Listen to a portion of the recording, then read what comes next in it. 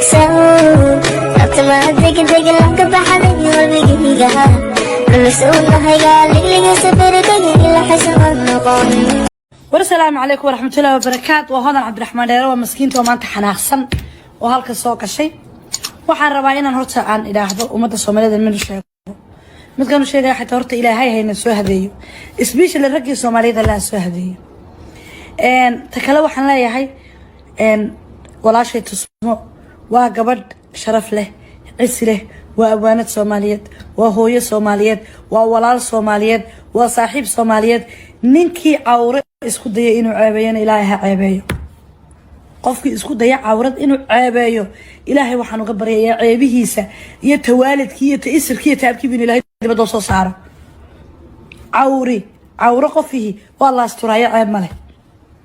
ragii Soomaaliyeed waxay caado ka dhigteen maalin walba gabadh Soomaaliyeed in ceebaheeda iyo maxay heedana sharafteeda marka intaad awradiina ama awradihiini Soomaaliyeed ceeb u soo taagantiin Ilaahay idin ceebihiina khashifo ragaw inta xun baa sheegaya ragga Soomaaliyeed isku wada mid maaho kuwa xalaal ah ku jirto awlaad xalaal ah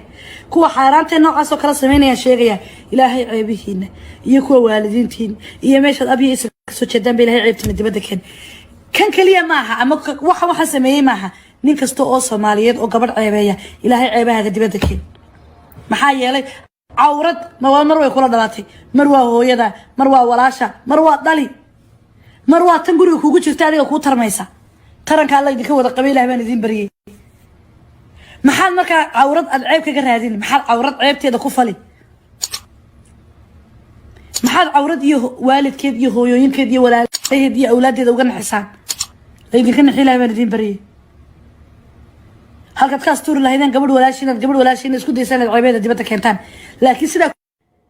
ogaada laakiin inaanay gabadh Soomaaliyeed saas ku ceeboobeen tusmana gabdhaha wax dheer tahayba waa ina Soomaaliyeed waa abwaanad waa hooyo ya waa dhowrsan Ilaahay waxaan uga baryayaa kii waxa sameeyay in Ilaahay dibadda keeno teeda kale tusmi waxa joogta meesha ku dhalatay abiye isir ka timid oo dawlad kala dambeyn leh Soomaaliland bay dhex taagan tahay Soomaaliland bay waxaan ka dhacayaan kii sameeyay hadii la soo qaban waayo sharciga la horkeen waayo jid cad la marsiin waayo hadii ay xalid ay mutaysan waayaan waxaan oran lahaa nin walba kii la dhashayo inta soo baxday kii walaasha wax ku sameeyay ka goob ila waa ku xalaal ninka walaasha caayay ama ceebeeyay dhaqan iyo isirna uma lahayn dhaqan iyo isir wax ula Soomaali kuma aan aragay Soomaaliland waxaan leeyahay talaabo sharciya ninka laga qaado iyo Soomaaliland waxaan leeyahay ku celinaya mar labaad iyo mar saddexaad waa dal dawlad leh kala dambeyn leh shuruuc leh ya diintu ma ogola mana aqbalayso nin Soomaaliyeed oo Soomaaliland ka soo jeedo oo halka taagan oo dumarkiisa waxa ku sameynaya haddaad ka shaqo ka qaban weynaana wallahi billahi tala tusmo waxaan leeyahay kuwa kula dhashay shaqo ka qabtaan kuwa kula dhashay shaqo ka qabtaan ilaa markii ay dawladdaadii dadkaaga wax ku qaban waayaan iyo wadanimada ka soo jeedo inamadii waxa ku tirada kaalayo noocan iyo nooc lamid wixii sameeyay daba gasho kurka ka wada gooyo ku dheh maalin walba gabadh Soomaaliyeed aydeeda iyo ceebteeda inaad arma daawan karno iyagana waxaan leeyahay gabdhaha Soomaaliyeed Ilaahay hayna wada asturo aniga iyo idinkiyo inteena umada Soomaaliyeed dumare waxaan idin leeyahay dumar oo idinkuna waxaan aad guursanaysaan Ilaahay waxaan ka baryayaa dib isaga eegtaan sanadka rag ma jira ragii dhamaa ragii wanaagsanaa dhamaa waxa kale oo fariin diraya bahda fanaaniinta Soomaaliyeed sigaar ahaanba si kala saar xataa Soomaali maanta Soomaaliland waxaan leeyahay ina waxba loo qarinin ka kaca oo ka diidiya oo dawladda u taga oo dacweeya oo wixii waxa sameeyay meel laba tirabaha uga hadhina midkan sheegay xataa Ilaahay hayna soo hadeeyo isbiishal ragii Soomaaliyeed la soo hadeeyo ta kale waxaan leeyahay walaashay tusmo waa gabadh sharaf leh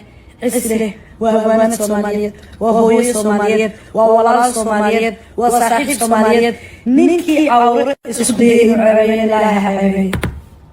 qofkii isku daya awrad inuu ceebeeyo Ilaahay waxaan uga baryayaa ceebihiisa iyo tawaalidkii iyo taisirkii iyo taabkii bin Ilaahay dibadda soo saaro awro qofii waa la asturaaya ceeb male ragii Soomaaliyeed waxa caado ka dhigteen maalin walba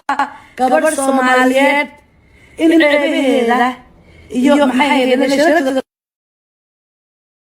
marka inta awradiina ama awradiina Soomaaliyeed ceeb u soo taagtiin ilaahay ka ceebina ragaw inta xun baa sheegaya ragga Soomaaliyeed isku mid maaho kuwa xalaal ku jirto awlad xalaal ah